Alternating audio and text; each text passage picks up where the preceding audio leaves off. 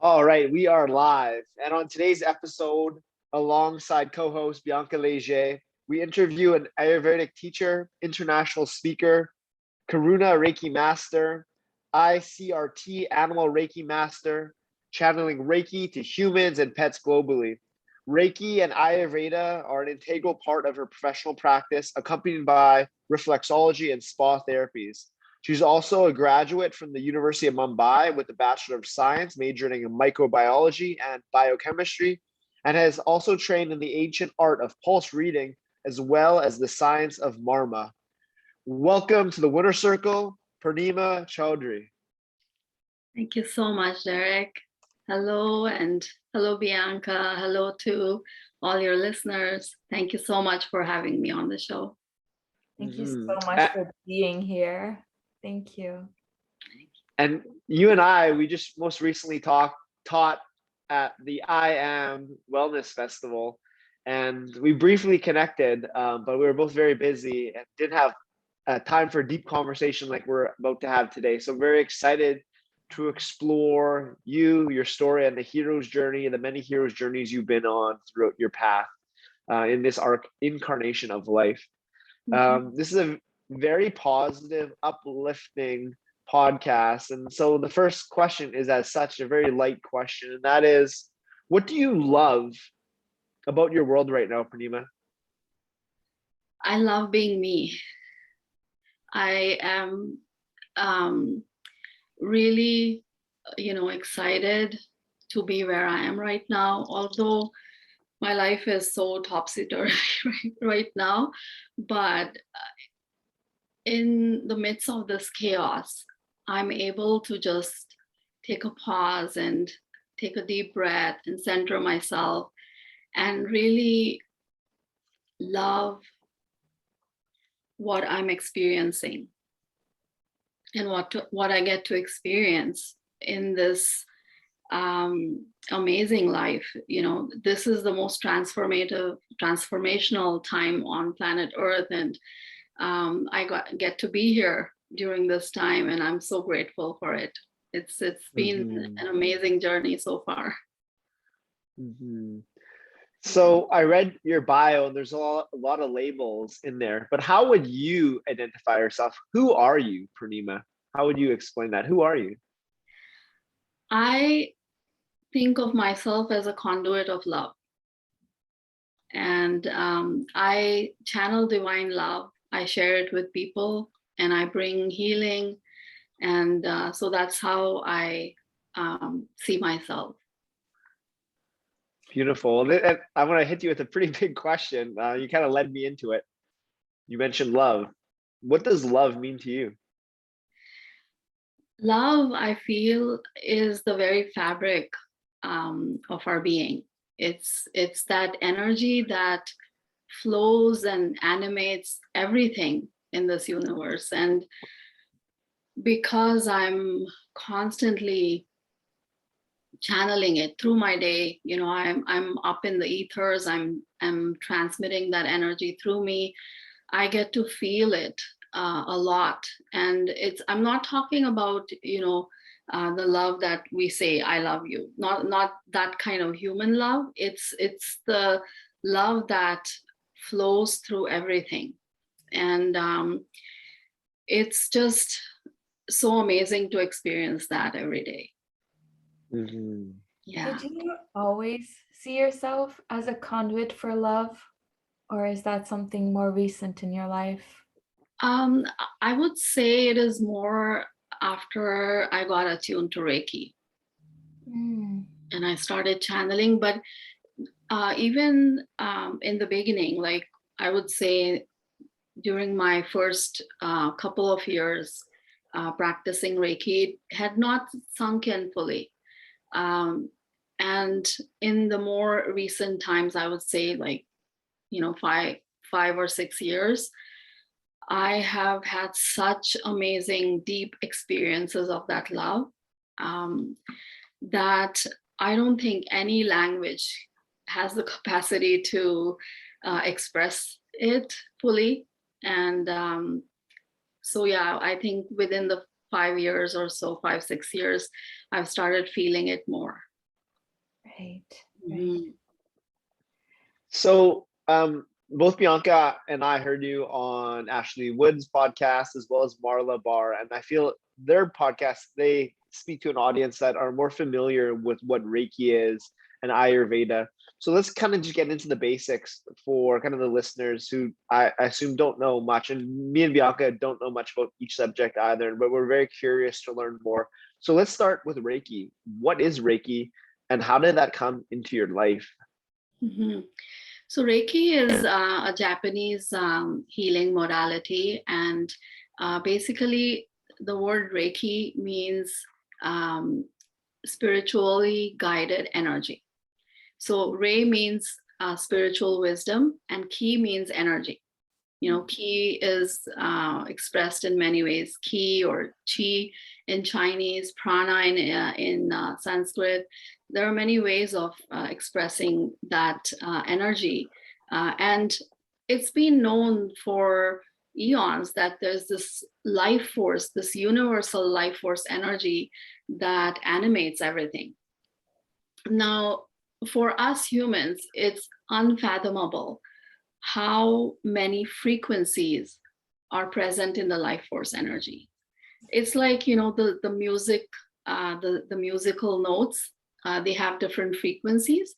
In the similar way, universal life force energy or ki or chi or prana, it's made of many different frequencies. And out of those frequencies, there are certain frequencies that we work with in the system of Reiki. So about a century ago, actually exactly a century ago, Dr. Mikao Usui, he was a Japanese Zen, meditation practitioner, and he had many skills. He knew many sciences, and he went on this quest to become realized or reach the state of Anchin Ditsume, which means enlightenment. So he did that on Mount Kurama. He did a meditation and penance for 21 days.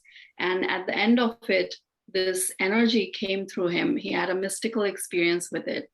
And that's when he realized that he also, along with achieving that Anchin Ditsume experience, that enlightenment, he also received a healing energy, and he decided to share it with everyone. And so there's a lineage that comes down from Dr. Usui, or Usui Sensei as he's reverently known. And so I belong to a couple different lineages because I've trained with many masters. And now what I practice is called the Holy Fire system of Reiki. And I myself have introduced a new frequency. So last spring of 2020, I was in the middle of a one-on-one session with someone. And while I was doing this, now I facilitate my healings in the quantum realm. I do not connect with people using technology. I'm not using phone or Zoom or any of that. I connect with them in the quantum realm. And while I was in that deep connection, that deep trance-like state, I felt this intense energy come through me. And I immediately knew that it was something different. And after meditating, I was told by my guides that this is a very powerful frequency that's coming from a very high dimension. And the purpose of it is to help people during this, chaotic time, this Kali Yuga, we call it.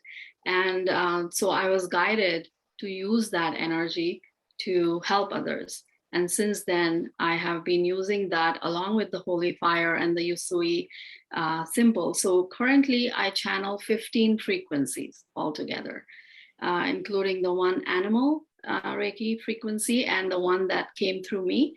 I call it the New Earth frequency. And this March 2021, I was in a meditation one morning, and suddenly that frequency came through me again.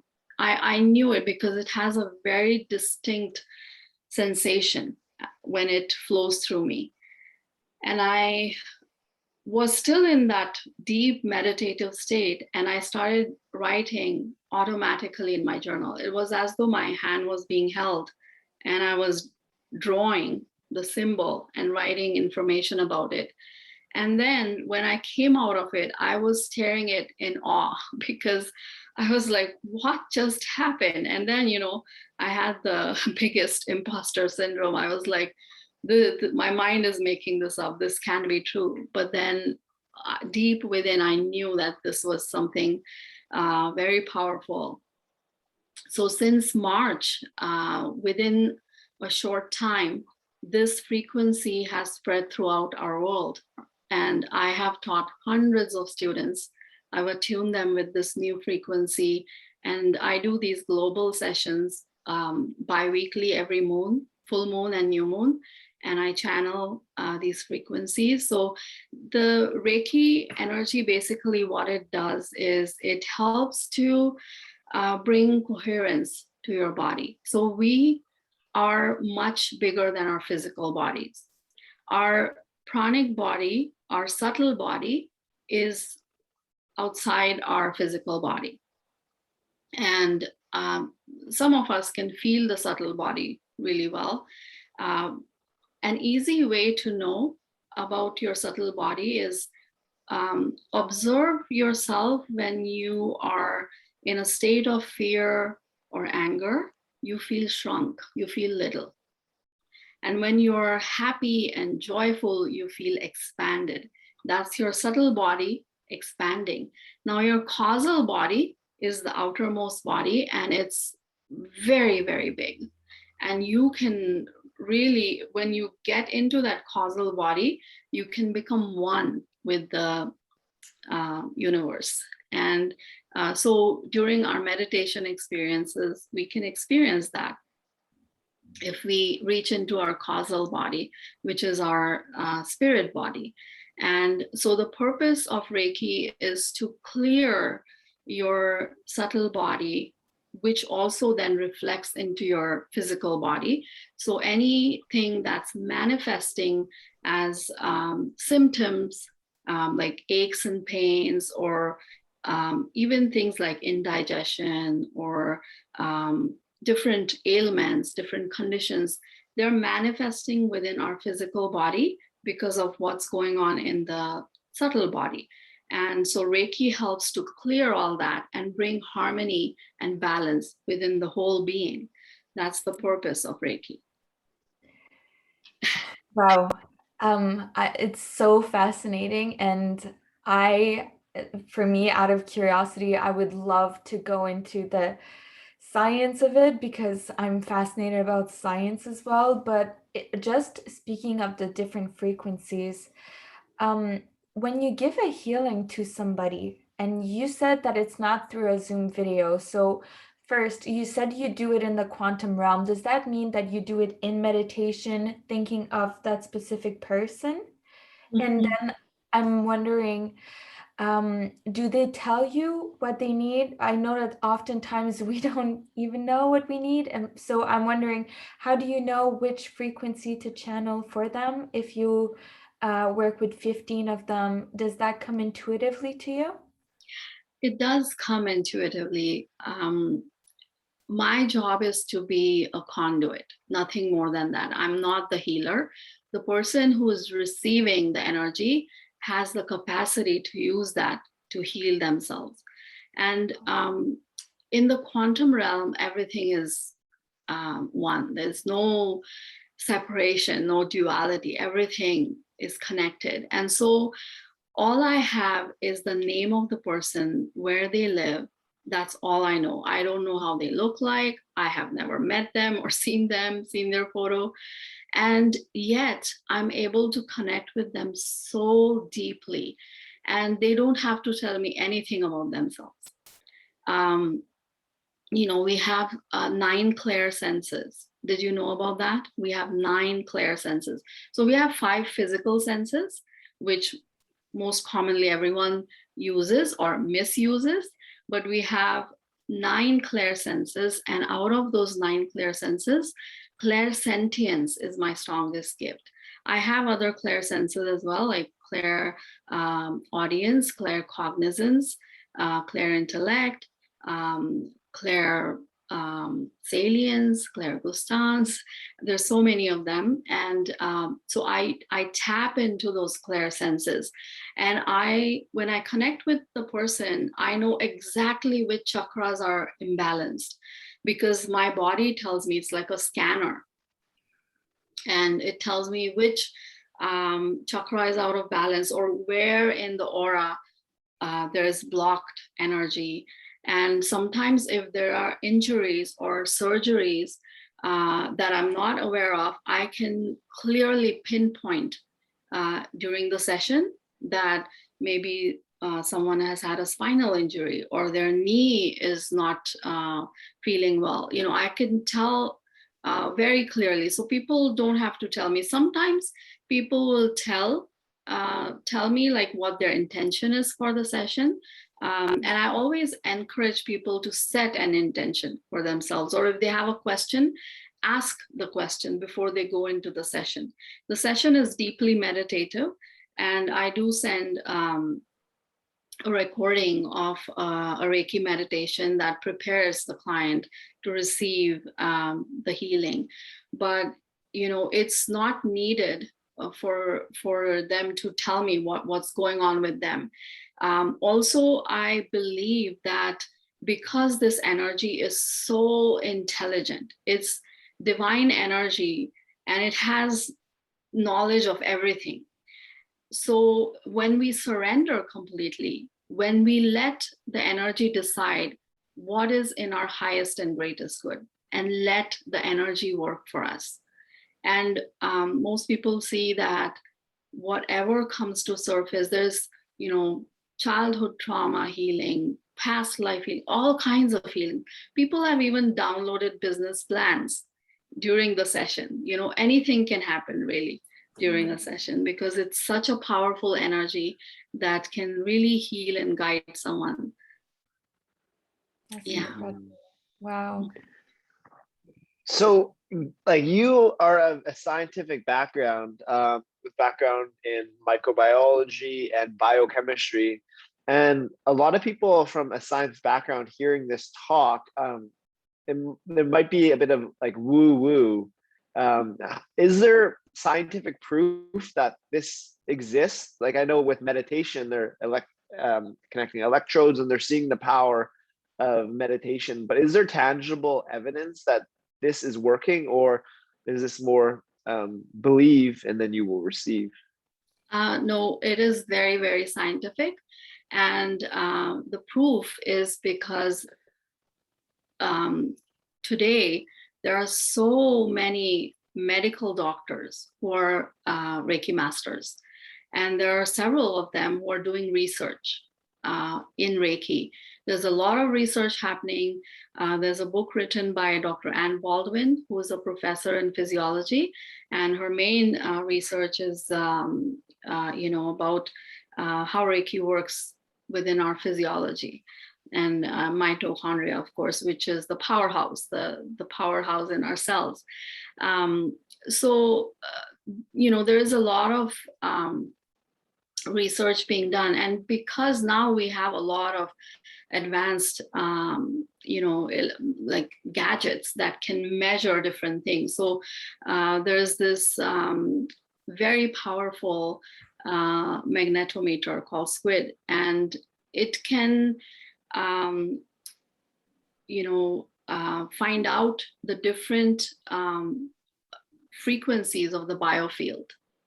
And our biofield is electromagnetic. I think that's a proven thing in modern science. We are electromagnetic beings. And so what exactly happens during Reiki when that frequency is being channeled? Now, they have actually measured the energy coming out from our Reiki practitioners' hands. And they have been able to actually get the hertz, like the, energy, they have been able to measure it. Now, the thing about this is it varies with the practitioner. It depends on how much the practitioner has put work into themselves, like clearing their energy and healing themselves, healing their shadows, becoming a clearer conduit. So there's a whole range, a whole spectrum of what level of energy comes out from a practitioner's hands.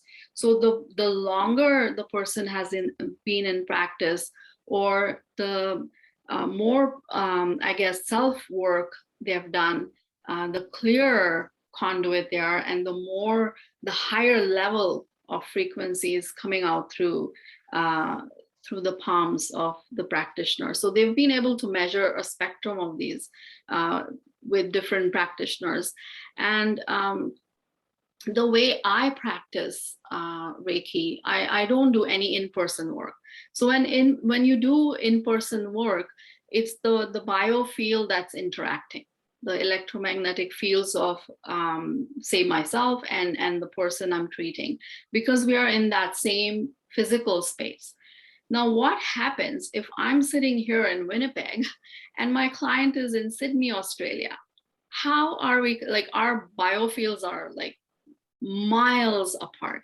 So what is the system being used here? So for that, the explanation is that we're tapping into the scalar waves, and these are what Nikola Tesla discovered. And but along with the scalar waves, we're also channeling more frequencies. There are different waves and different frequencies coming out from practitioners' hands. So there's definitely a lot of science behind Reiki. It's not just woo-woo. The thing is, when science is so far into that quantum realm, like if you have ever read the physics, like the quantum physics, you can see that some of that talk, it sounds too woo-woo, and it's like even Vedanta is like very spiritual, deeply spiritual. But that's how, you'll find that merging of science and spirituality in Reiki. That's why I love it so much, because I'm a big science buff. Yeah. Mm-hmm.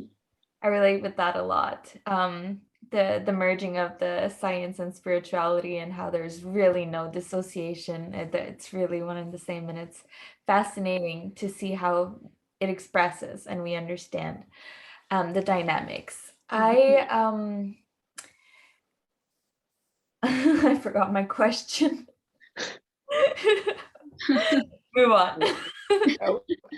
It'll come back to you if it's meant to come back to you. And I have a question for you, and that's about clearing energy. So how do you personally clear your energy, not only for Reiki, but just life in general? So let's start there.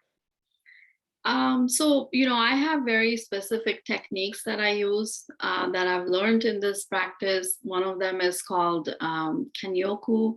I've also studied energy medicine with Donna Eden, like her system of energy medicine. And I see how there are some techniques that, are practiced in different modalities. So this is something that is also taught by her. And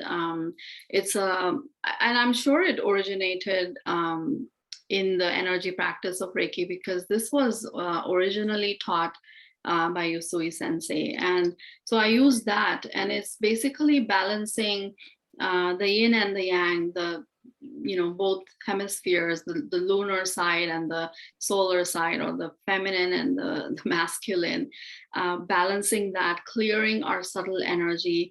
I also love to use sound healing a lot, because sound is very powerful. Chanting mantras and sound baths made with bells or singing bowls, happy drums. I use all kinds of things to clear my energy. energy and clear the energy of my space. I also use things like incense or burning, certain plants. And I'm very careful. I just want to mention here that I'm very careful about burning sage and Palo Santo, things like they're, very sacred and are being misused a lot. So I'm very careful. I use them only on special occasions, but mostly I use sagebrush, which is abundantly available here. It's, it's not an endangered species.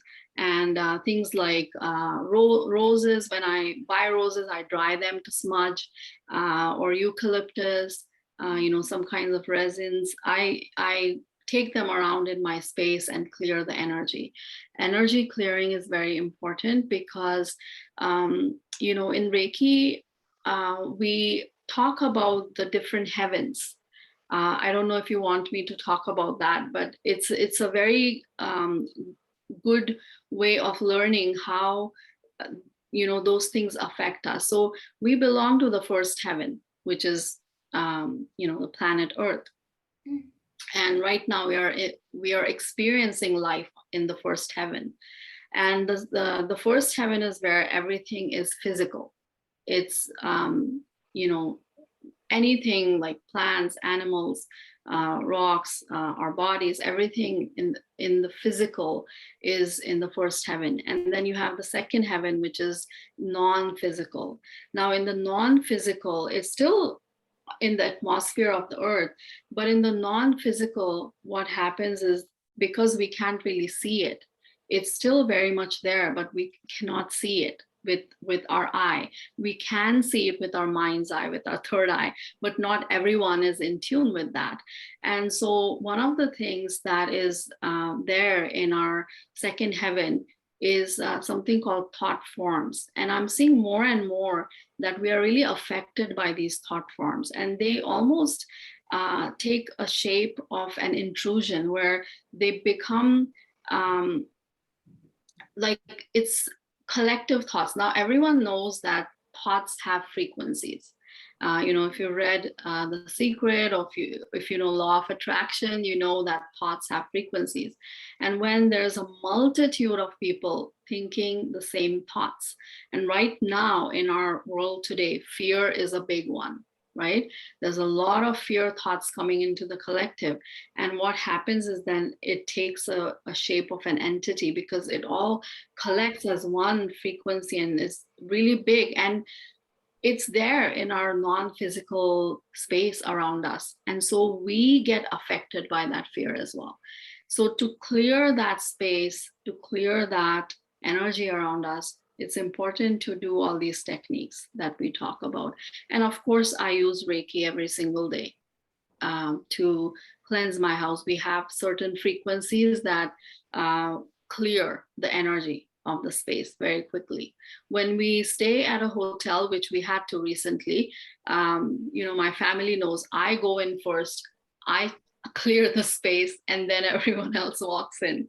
So I clear space around me and also myself constantly, because I have to be very aware of my energy, because I'm channeling the healing energy to others. So I have to be very clear. If I'm not, I'm not really able to give the full effect of that Reiki healing to others. Wow. Mm-hmm. It's a big responsibility, and it's a beautiful blessing. Do you call upon particular spirits to help you clear the space, or there's no particular entity attached to that when you do it? I love to work with my guides, and also we call them the brothers and sisters of light, the ascended masters. And most of the ascended masters are associated with different religions, but in this context, we are in the spiritual realm. So we are not really associating them with any religion as such. And I also love to work with archangels. And many times, I call upon them. I don't necessarily share it, but then people who are receiving healing at that time will tell me that they experienced, Mary Magdalene or Jesus or Ganesha or Archangel Michael. And, it's like confirmation for me, because I just call upon them, and then my client gets to experience them and their healing as well. So I love working with the spirit team, the spirit allies, I call them. Beautiful. Yeah. So you mentioned fear. Let's dive a bit into that. What does your relationship with fear look like?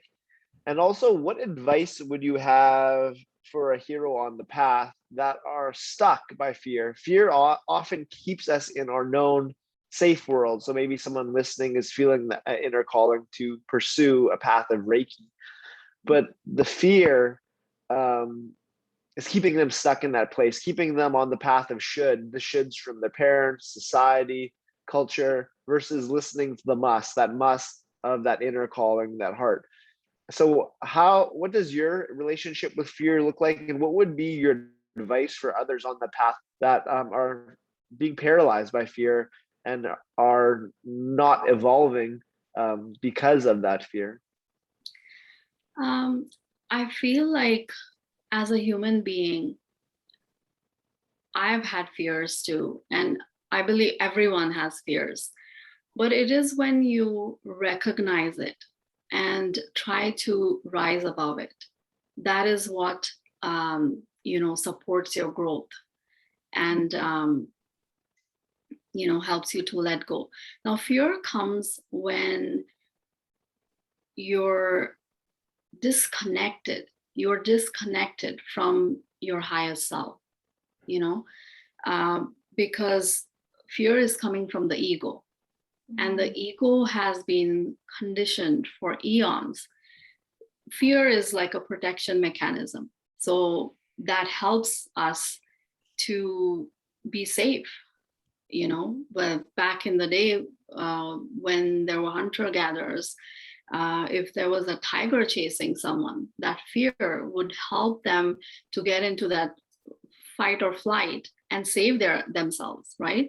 So that has been, now no tigers are chasing us now, but there are different kinds of things that we are facing these days that are bringing in that fear within. And to let go of that fear is not the easiest thing to do, but practices like going into that deep inner place within and connecting to your highest self, that place, there's such beautiful unconditional love and peace and calm, that such a high vibration that fear is not present in that inner sanctum. And so when you go within, it's when you're too involved, when your energy is like away from you and like part of this 3D drama that's happening, and it's too involved in that keeps you in that perpetual state of fear. But when you take yourself within into that deep place where you will experience unconditional love for yourself and also for others, that's where it's possible to let go of that fear and rise above it. So that's how I do it. When fear comes up for me, when I think, oh, like I don't want to do this, or I ask myself, why is an important question. What will happen if I face it? You have to face the fear. You have to ask that question. What is the worst case scenario within that fear? What will happen if I do this, right?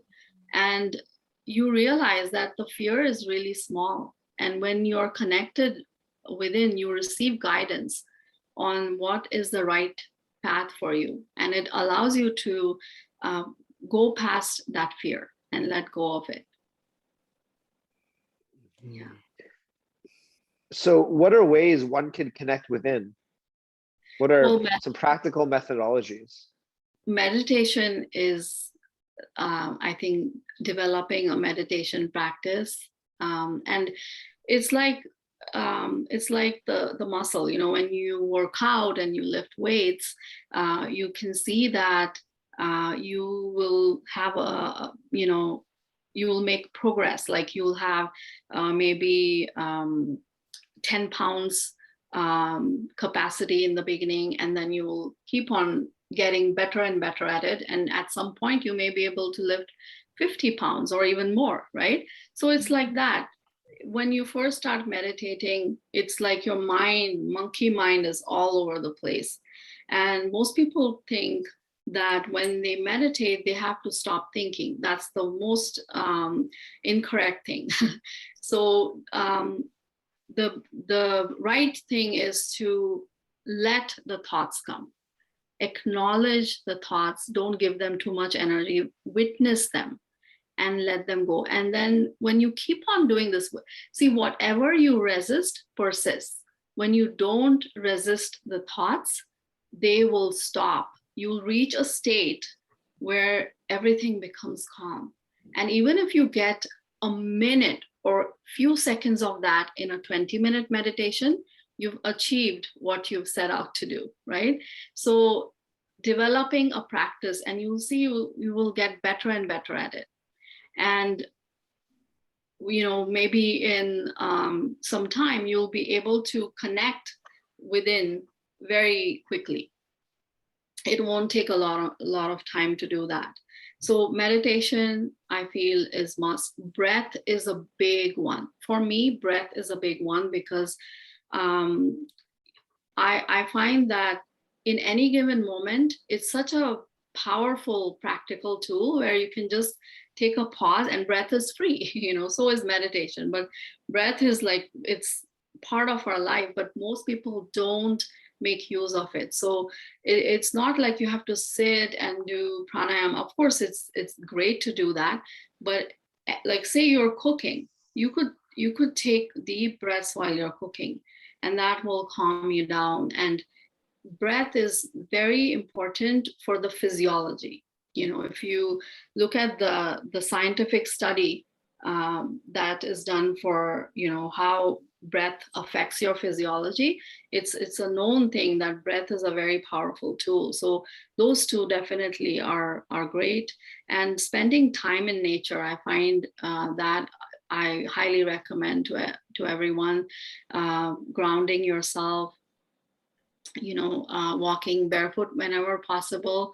I know in Canada it's so cold most of the time, but whenever we can spend time connecting. And now, once the cold sets in, what I do is I hug trees. You could be bundled up and you could hug a tree and rest your cheek against the bark of the tree, and it instantly grounds you. You connect deep with Mother Nature's wisdom and loving energy.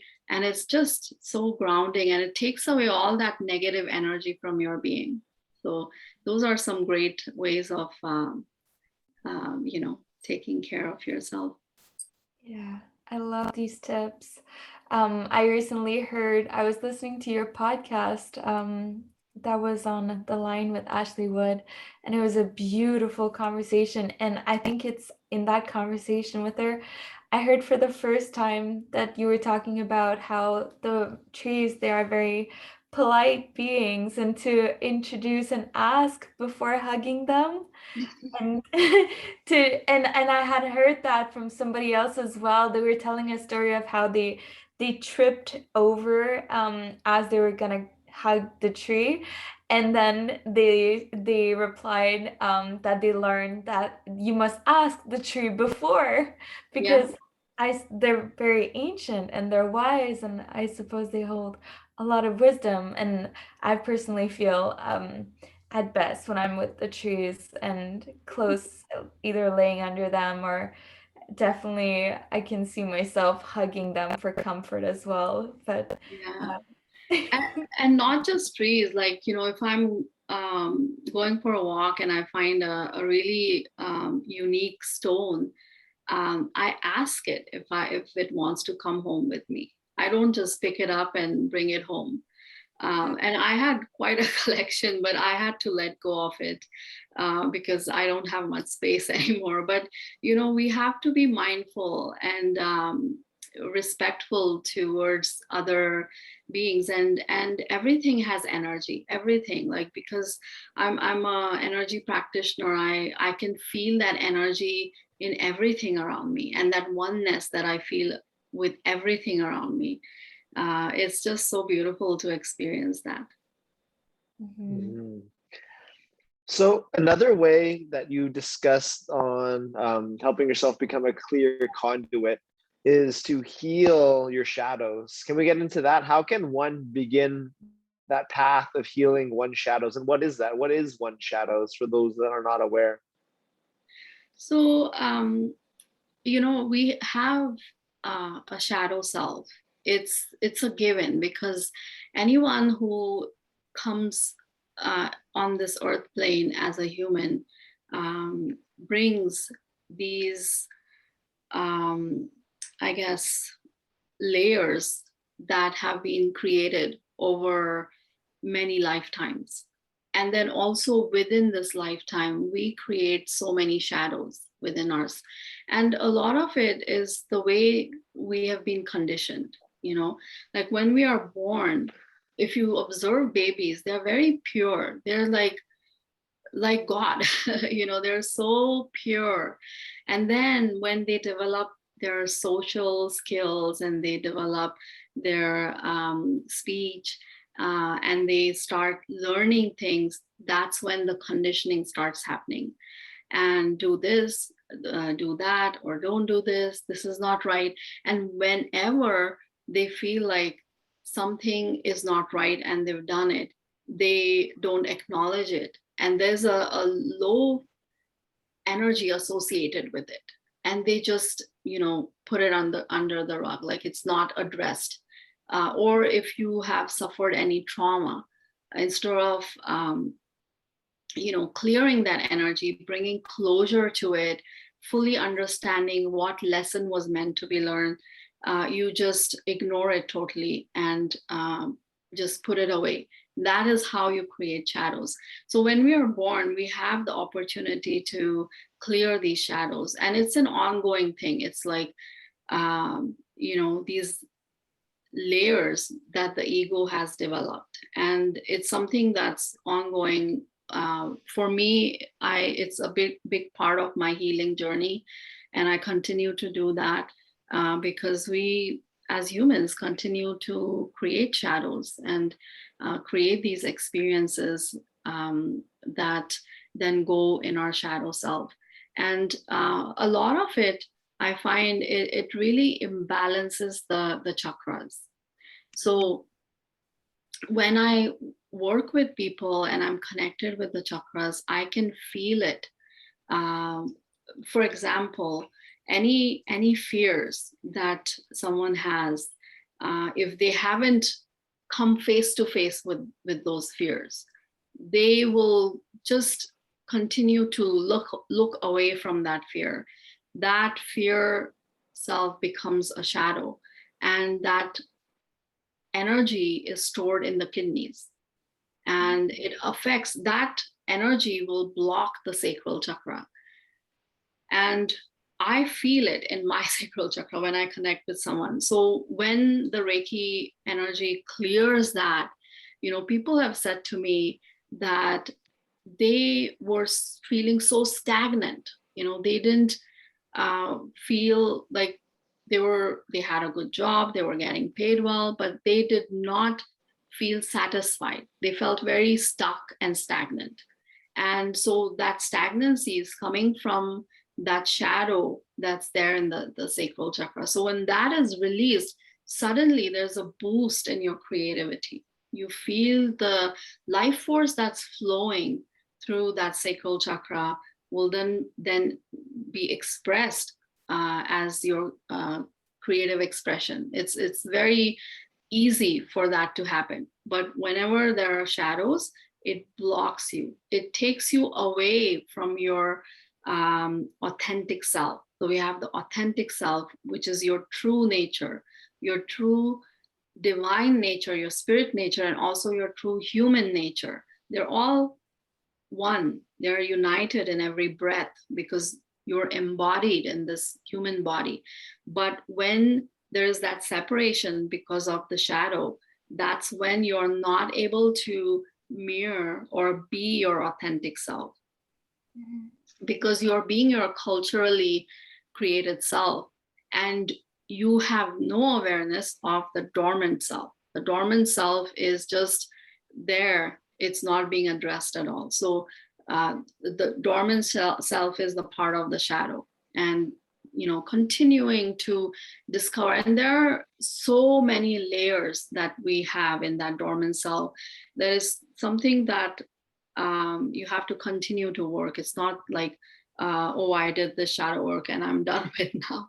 No, it's a continuous thing, because that's our chance. When we come here in this human form, we are able to clear those shadows and learn lessons from it, and whatever is appropriate at a particular time will come to surface. Mm-hmm. That's the beauty of it. Like even through doing shadow work or using Reiki to do shadow healing, you'll find that people will have experiences that are relevant, because there are so many shadows, but a particular trauma will come to surface and will be released. And that particular shadow is affecting the person's current life, the current moment. And once that shadow is cleared, they will feel unblocked and they will be able to, walk their path more easily. Wow. So, when somebody is cleared from a shadow, do they have an awareness of what type of story they just relieved themselves of? Because in my experience, to release some of the shadow, it was a lot of self-inquiry, a lot of meditation, and that really takes time. And also yoga, working in the physical body and holding positions that were physically painful and releasing that way. But when I think of Reiki, it seems much more instantaneous. Like it would work a lot faster because we're going at the foundation, at the fabric of the energy itself. So do people have stories attached to it that comes to surface as well? And also, just confirming, Reiki would be the fastest way, right? Because I just had yesterday a family member ask me, like, you spend a lot of time like being with yourself and like practicing things, and they were asking me if it was going to become faster at clearing. And I thought, well, if I can learn more about my own energy and how to transmute energetically through perhaps Reiki, that would seem like it would be a faster option. I feel definitely it's faster because we're using the divine energy to do the clearing, which is so intelligent. It knows exactly what's needed at that particular time.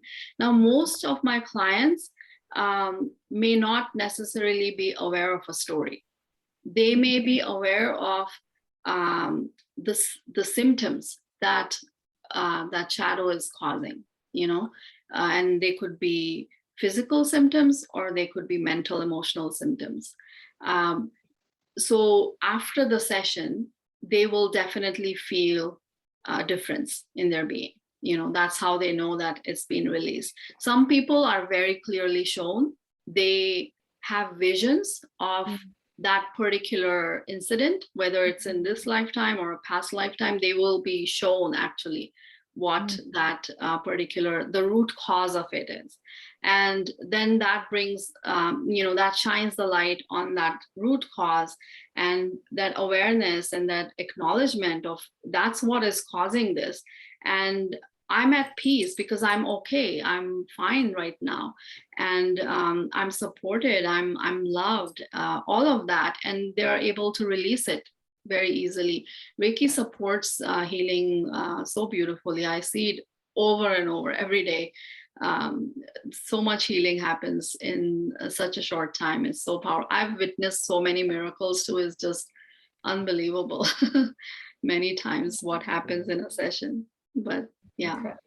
Yeah. Amazing. Mm-hmm. So in addition to Reiki, Ayurveda is another core component of your professional and personal practice. So could you kind of give us a brief overview on what that is, Ayurveda, how that came into your life, and what are the foundational elements of Ayurveda that are most important to get one started on exploring that science, which is an ancient science, which is something I learned from you. Yeah, it's a very ancient, it's the most ancient medical system which is still in practice. Ayurvedic practitioners were the first ones to perform surgery thousands of years ago. So it's a very ancient science, medical science, and lots of evidence, but it's a science that needs no proof. Like there's so many, because it's a channeled science. The ancient seers received this knowledge in their meditation. It wasn't taught, it was an oral tradition, and that was passed down from, they say, from the heavens into the ancient seers, and then they shared it with everyone. So it's a very beautiful science, that and the fact that it's still in practice says a lot about it, right? It's very much practical even today, the basic foundational principles. So how Ayurveda came into my life was I actually rediscovered Ayurveda. I had a personal health crisis in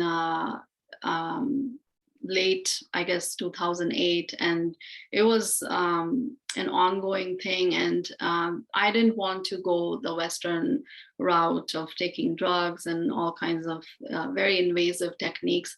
So I decided to explore Ayurveda. I actually went to India, got treatment, and I was so amazed by how quickly my body accepted that treatment and changed. And without putting any of those harmful drugs, which would have killed me even before the disease killed me, I was able to really help my body heal itself.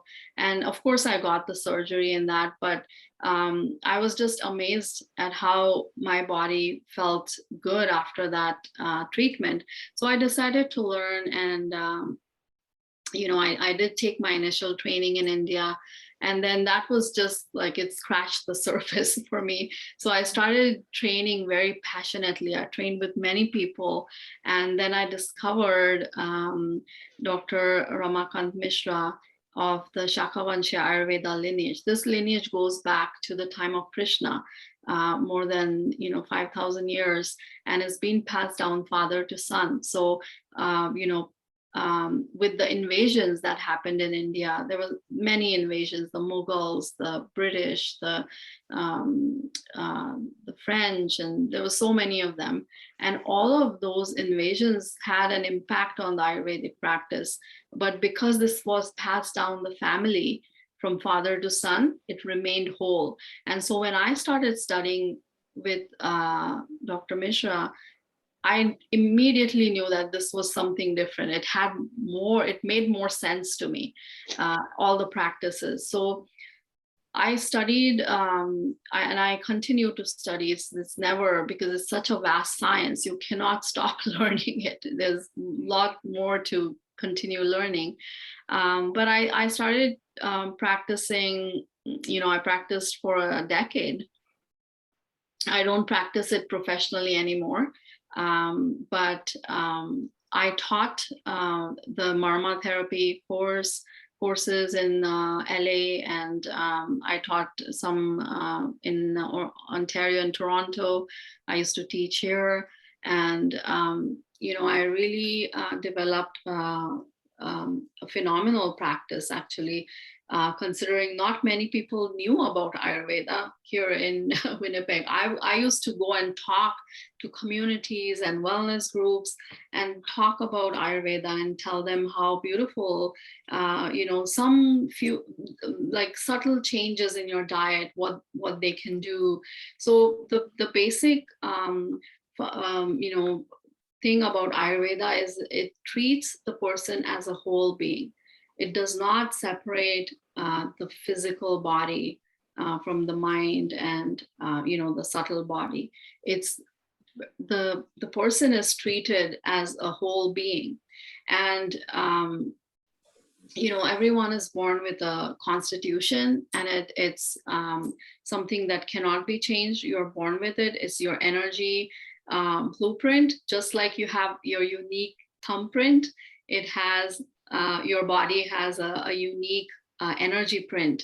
And so I used to do these pulse assessments. I would assess the radial pulse, and I could tell everything that what was going on in your body, not just the physical body, but what's going on in the mind and the spirit. I could even tap into the light of your soul and see how it was there. So it's a very detailed assessment, and the treatments are just amazing. It's very customized, because every person is a unique being. And so Ayurveda is not one size fits all kind of a deal. Like if 10 people would come to me with migraines, they would each have a different etiology, and every person would have a different treatment based on what was the root cause. That's what we would get to. What's the root cause of this?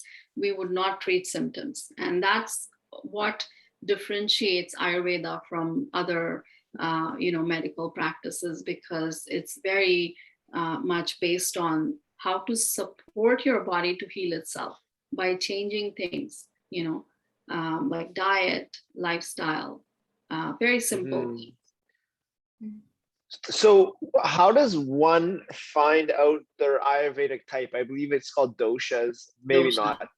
not. But I also remember you hearing like there's like so many online quizzes on the internet, and like that is not, you do not recommend that is not how to properly figure out your dosha. Can you get into that? So doshas are these constitutions that I talked about. You're born with it, and most people are a combination. So there are three doshas. They're called three doshas. There's vata, pitta, and kapha.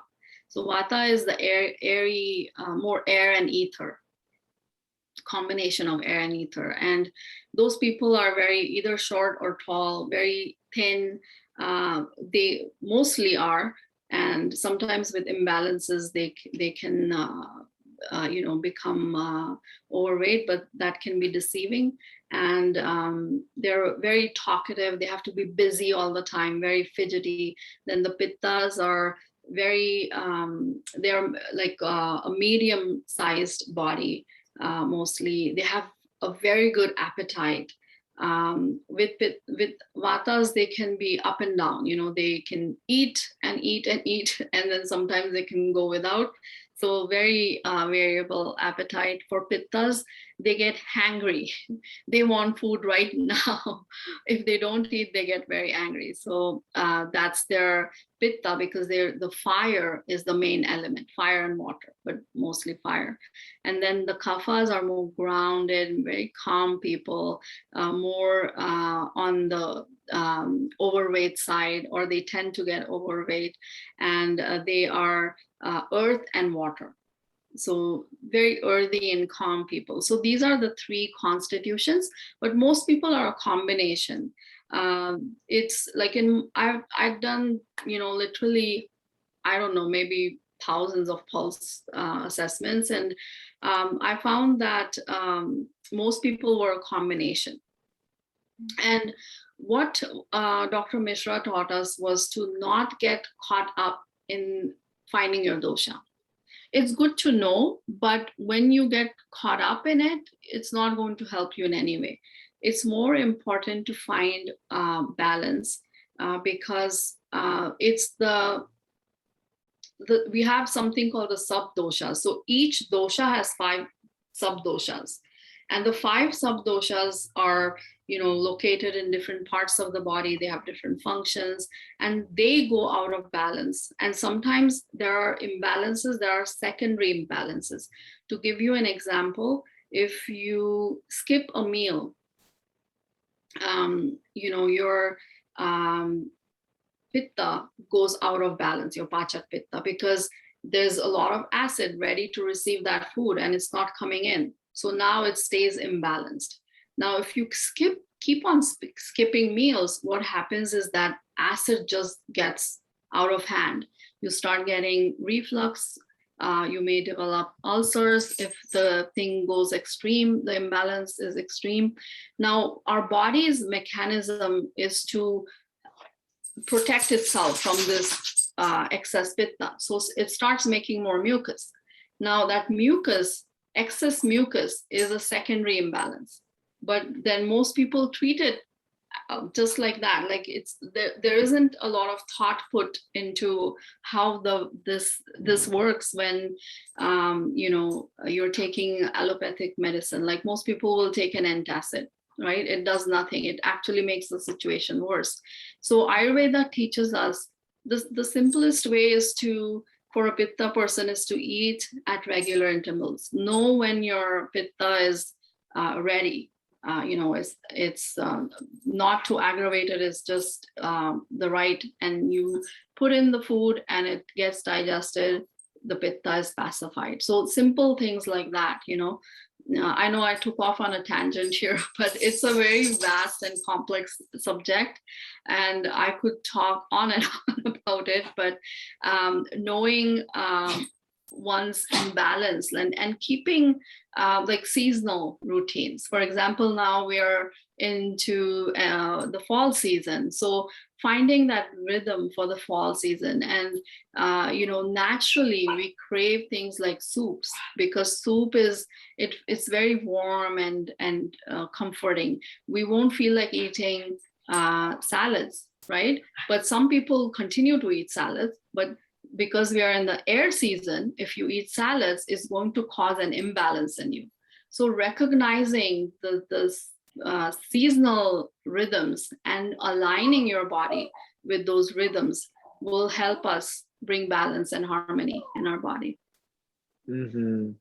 Such beautiful introduction that makes me want to continue to further unravel this thread. So someone interested in learning more about Ayurveda and the doshas, where can they start? There are lots of books. I know Dr. Mishra's blog is really, really good if someone is interested. Their website is called chandika.com. And I can perhaps send you, and you can put it in the show notes. And okay, great. Dr. Mishra's blog is really good. There's lots of information. And Dr. Marian Teitelbaum, who is also one of my teachers, on her website, there's tons of videos and articles that she writes on Ayurveda. Her book is great. It's great for anyone who wants to learn the basics of Ayurveda. And I can send you that information. Perhaps you can add it to the show notes. Mm-hmm, absolutely. Well, thank you so much for all the knowledge and wisdom you shared with us thus far. And this brings us to our final questions that we like to ask all the guests. And that comes now, and I'll ask the first one. And that is, through all your journey, all the highs and lows that is this life, what has been the greatest life lesson that you've learned on your path that you feel called to share with us and our audience today? What I've learned, and more so in the recent times, like suddenly my life was just turned upside down recently. And even through those experiences, what I've learned is that we're always taken care of. Sorry, can we pause for a bit? I'll just get Bentley to. Bentley. I want to see Bentley. Sorry, he's so anxious because there's like boxes everywhere, and we've been all over the place. So I'm sorry about that. No, that's okay. So yeah, what I was saying was that through all my recent experiences and all the lowest lows that I've experienced, what I've found is that we're always taken care of. And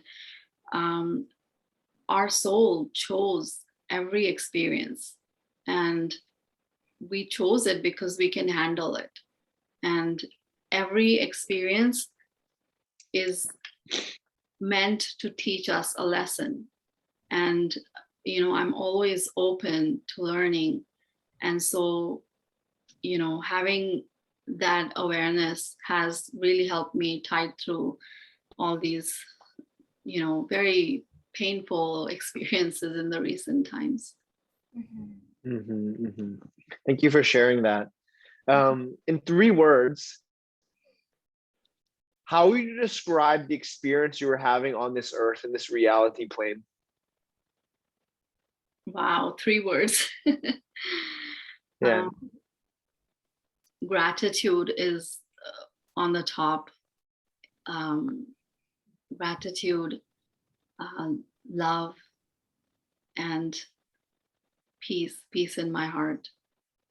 Those 3 are definitely on the top. Gratitude, love, and peace. A beautiful reality in which you embody and live. Yeah. The final question. I believe we are all magicians, and I'm going to use some of my magic power, and I'm going to transport us into the future. I'm going to transport us into the future, and we're sitting alongside an 85-year-old Purnima. Who is that 85-year-old? Who are you surrounded by? What are you doing? And what is the legacy that you've left on this earth? I see myself sitting in this paradise earth, very beautiful, very different from what it is right now. It's the new earth, and I've traveled to it many times. And I work very passionately to spread healing and love and joy to others. And one of my most recent things is supporting the wildlife conservation and helping our natural habitats and the animals, the wild animals, actively supporting them through my work, with the funds that are generated. And so I see, that is like one of my legacy that I'm leaving behind. And I see that the energy that I've put out, the light and the love that I've put out into this world has made such an impact that it has helped to raise the vibration of this planet and take us into that beautiful paradise earth. Yeah. And I want you to stay with that 85-year-old Purnima just for a moment longer. I want you to feel that 85-year-old in your heart. And I'm not going to leave us there. I'm going to bring us back. I'm going to bring us back to the infinite now. And in the now, what does that 85-year-old Purnima, she sends you a message. What does she whisper in your ear to the Purnima today? She says, I'm on the right track. Keep going. I'm on my right path. Yeah. Well, thank you so much for joining us. Bianca, do you have any last closing words? I'm just super grateful. I love how this conversation is really tying in the natural cycles and the beauty that's here on earth with the cosmic possibilities that are here and present for us. And I just love hearing of your how the alignment that you're experiencing is expressing in this form right now, and it's super inspiring. And thank you for sharing your gifts so that more people can reach out to you, because it's so exciting to witness the possibilities of energetical work and Reiki being more available to people, so that we can really uplift as many people as possible and raise the frequency, as you said. So just so much gratitude. Thank you. Thank you so much. Thank you. Mhm. And they can find you on innerjourneyreiki.com or on Instagram at Purnima Chaudhari. So PURNIMA_CHAUDHARI. Are those the two best places for people to connect with you, Purnima? Yes. Mhm. Yeah, perfect. So to close every episode, we bring our fist in for a digital fist bump. Welcome to the winner's circle. Oh, there we go. There we go. Boom. All right. Thank you so much, and I'm wishing you a beautiful day. And we covered so much ground, but there's so much more to learn and discover. So hopefully we can continue this conversation in the future. I hope so too. Thank you.